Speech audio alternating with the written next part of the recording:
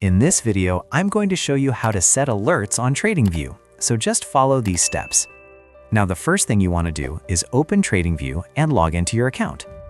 Now, once you're logged in, select any asset from your watch list. For example, you can choose Apple or any other asset you want.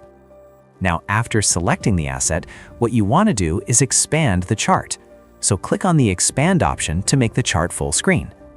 Now, once the full chart is visible, tap on the three dots at the bottom of the screen.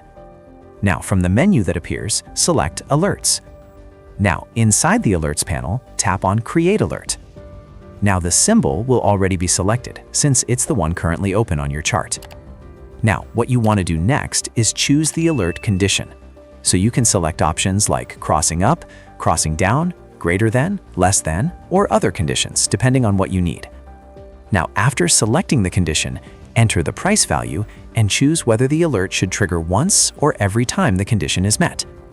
Now, you can also set an expiration date if you only want the alert active until a specific day. Now, if you want, you can add a custom alert name and message to help you recognize it later.